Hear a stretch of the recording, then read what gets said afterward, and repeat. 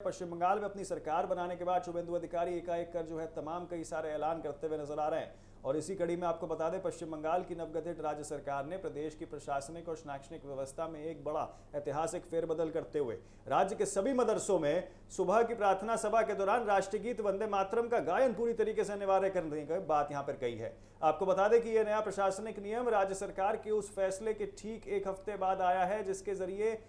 School शिक्षा विभाग के अंतर्गत आने वाले राज्य के सभी सरकारी और मान्यता प्राप्त सामान्य विद्यालयों में वंदे मातरम गाना जरूरी किया गया है। देखिए, इस नए और कड़े आदेश के लागू होने के साथ ही अब राज्य के भीतर संचालित होने वाले सभी सरकारी मॉडल मदरसे सरकार द्वारा वितरित सहायता प्राप्त मदरसों और बिना सहायता प्राप्त और मान्यता प्राप्त धार्मिक शिक्षाकरण संस्थानों में प्रतिदिन जो है नियमित रूप से कक्षाएं जो है शुरू होने से पहले छात्र छात्राओं को अनिवार्य रूप से सुबह की असेंबली में राष्ट्रीय गीत का गायन यहाँ पर करना होगा और उसकी अनुपालन रिपोर्ट्स भी विभाग को नियमित रूप से सौंपनी होगी। देखिए, अत्यंत महत्वपूर्ण इसलिए भी हो जाता है कि फैसला शुभेंदु अधिकारी की नवनिर्वाचित सरकार का शिक्षा और अल्पसंख्यक कल्याण नीति से जो है कोमल एक बहुत ही सबसे बड़ा अध्यक्ष और एक व्यापक कदम जो है माना जा रहा है। पश्चिम बंगाल के बदलते राजनीतिक परिदृश्य के बीच मुख्यमंत्री शुभेंदु अधिकारी ने अपने आधिकारिक सोशल मीडिया हैंडल पर इस फैसले की पुष्टि करते हुए आपको बता दें कि सरकार के पुराने नियमों को पलटने की यहाँ पे जो है घोषणा की, यानी कि पिछली जो सरकारें थी उनके नियमों को पलटने की उन्होंने साफ तौर पर देखिए, कहीं ना कहीं समृद्धि तस्वीरें बयां कर रही है कि किस तरीके से बंगाल में अब परिवर्तन की शुरुआत हो गई है। एक के बाद एक बड़े फैसले यहाँ पर निकल के आ रहे हैं और इस साफ तौर पर दर्शा रहे हैं कि किस तरीके से बंगाल जो है परिवर्तन की ओर चल उठा है। देखिए, यहाँ पर शुभेंदु अधिकारी ने स्पष्ट रूप से कहा है कि पिछले सभी निर्देशों और पुरानी प्रशासनिक प्रथाओं को पूरी तरीके से जो है निरस्त करते हुए पश्चिम बंगाल सरकार ने तुरंत प्रभाव से ये अनिवार्य कर दिया है और आवश्यक कर दिया है कि स्कूल शिक्षा विभाग के साथ साथ अब अल्पसंख्यक विभाग के अधीन आने वाले सभी मान्यता प्राप्त संस्थान भी सुबह ही प्रार्थना पत्र के समय भारतीय राष्ट्रीय गीत यानी कि वंदे मातरम का यहाँ पे जो है स्वर का पाठ करेंगे। देखिए, नए आदेश के मुताबिक अब तक मदरसों में गाए जाने वाले पारंपरिक गीतों जैसे भारत के राष्ट्रीय गान और जन गण मन और प्रमुख कवि गुलाम मुस्तफा की बेहद लोकप्रियता बांग्ला संरचना और उसके साथ वंदे मातरम को अनिवार्य रूप से यहाँ पर जो है लागू कर दिया है, जिसका सीधा मतलब है कि अब से प्रार्थना सभा की समय जो है राष्ट्रीय भवन से प्रेरित होकर ये ऐतिहासिक गीत को भी सर्वोच्च जो स्थान है वो प्राप्त होगा। देखिए, इस ऐतिहासिक कदम के पीछे के प्रशासनिक और वैचारिक कारणों को खंगालें तो वंदे मातरम का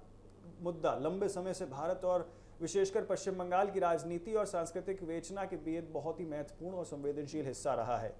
ब्रिटिश हुकूमत से आपको बता दें कि औपचारिकता राज के बाद से खिलाफ जब भारत के स्वतंत्रता सेनानी अपनी जान की बाजी लगाते रहे, तब आपको बता दें बंकिम चंद्र चट्टोपाध्याय द्वारा रचित ये अमर गीत देश के क्रांतिकारियों के लिए जो है स्वतंत्रता संग्राम का सबसे बड़ा उद्देश्य और राष्ट्रवादी आंदोलन की मुख्य धुरी बनकर जो है उभरा है। इस वर्ष आपको बता दें पश्चिम बंगाल में संपन्न हुए विधानसभा चुनावों के दौरान भी वंदे मातरम को लेकर राजनीतिक दलों के बीच जमकर आरोप प्रत्यारोप जो है उसका दौर चलता रहा, जहां भारतीय जनता पार्टी के नेतृत्व ने तृणमूल कांग्रेस सरकार पर इस गीत को समुचित सम्मान न देने और उसके ऐतिहासिक महत्व को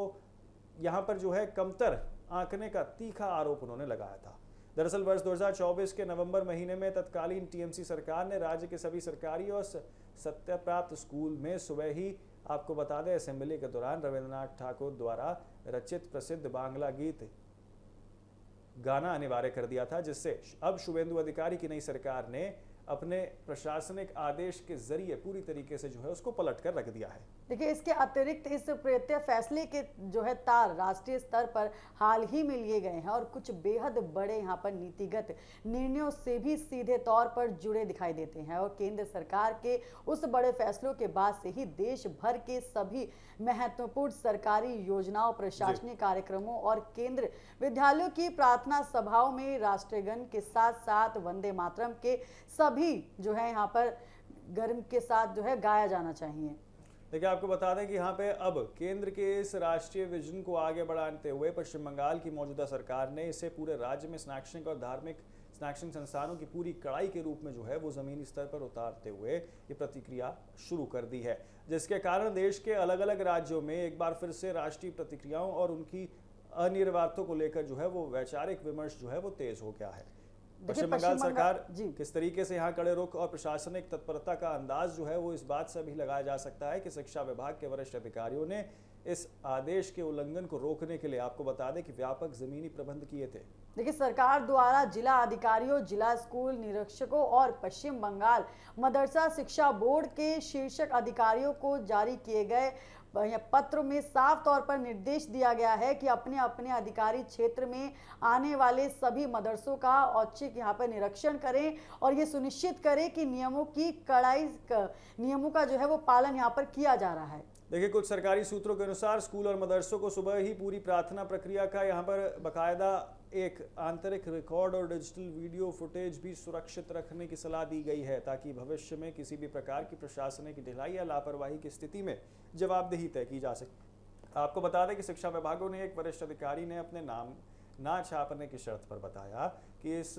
व्यस्त का मुख्य उद्देश्य दरअसल सभी प्रकार के शैक्षणिक संस्थानों की प्रार्थना प्रतिबद्धता को यहाँ पर जो है यूनिफॉर्मिटी यानी कि एक रूपता लाना है और युवा पीढ़ी के भीतर राष्ट्रीय प्रतिक्रियाओं के प्रति सम्मान की भावना को और अधिक शुद्ध करना है। देखिए, हालांकि जैसे ही ये सरकारी अधिसूचना आधिकारिक तौर पर जारी हुई, राज्य के भीतर और बाहर इसके प्रशासनिक जो हैं कार्यवाही को लेकर व्यापारिक और तकनीकी चुनौतियां भी सामने आने लगी हैं।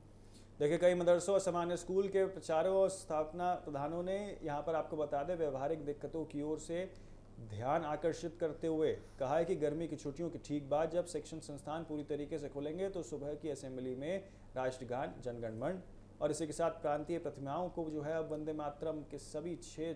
छंदों को जो है एक साथ शामिल करने से प्रार्थना सभा की समय अवधि जो है वो काफ़ी लंबी हो सकती है। शिक्षकों का मानना है कि इतनी लंबी प्रार्थना सभा के कारण मुख्य कक्षाओं के संचालन में देरी हो सकती है और छात्रों को भी भीषण गर्मी के मौसम में लंबे समय तक मैदान में खड़ा रहना पड़ सकता है। ये आपको बता दें व्यवहारिक समस्याओं के बावजूद जवादपुर और विद्यापीठ और कलकत्ता के प्रसिद्ध हिंदू स्कूल सहित राज्य के कई बड़े और प्रतिष्ठित संस्थानों ने सरकार के इस आदेश का स्वागत करते हुए इसे अपने यहाँ तुरंत लागू करने की तैयारी पूरी कर दी है। देखिए, जबकि कुछ अल्पसंख्यक संगठन और मदरसों के प्रतिनिधि इस विषय पर आने वाले दिनों में सरकार से मिलकर अतिरिक्त व्यापारिक और स्पष्टीकरण मांगने की योजना यहां पर बना रहे हैं। देखिए, इस प्रकार पश्चिम बंगाल के मदरसों में वंदे मातरम को अनिवार्य करना और बनाना ये सरकारी फैसला सिर्फ एक प्रशासनिक आदेश ही नहीं बल्कि ये राज्य की बदलती वैचारिक दिशा और राष्ट्रीय अस्मिता को एक नए दौर का स्पष्ट प्रतीक बनकर उभरा है। आने वाले हफ्तों में जब राज्य के सभी मदरसे इस आदेश के तहत अपनी अनुपालन रिपोर्ट अल्पसंख्यक कार्य विभाग को सौंपना शुरू करेंगे तब यह देखना बेहद दिलचस्प और महत्वपूर्ण होगा कि धरातल पर इस नियम को कितना सहजता और कड़ाई से लागू किया जाता है। फिलहाल इस ऐतिहासिक फैसले ने पश्चिम बंगाल की राजनीति और भारतीय शिक्षा नीति की बहस को एक बार फिर से जो है वो राष्ट्रीय सुर्खियों में लाकर जो है खड़ा कर दिया है। देखिए, यहाँ पर एक के बाद एक बड़े फैसले शुभेंदु अधिकारी करते हुए नजर आ रहे हैं और साफ तौर पर ये जाहिर होता है कि बंगाल जो है परिवर्तन की ओर बढ़ता हुआ नजर आ रहा है, क्योंकि एक के बाद एक बड़े फैसले वहाँ पर हो रहे हैं, एक के बाद एक कानून व्यवस्था वहाँ पर जो लागू हो रही है। तो कहीं ना कहीं बीजेपी सरकार अपनी जिन जनता ने उनका साथ दिया था उस पर खरी उतरती हुई नजर आ रही है।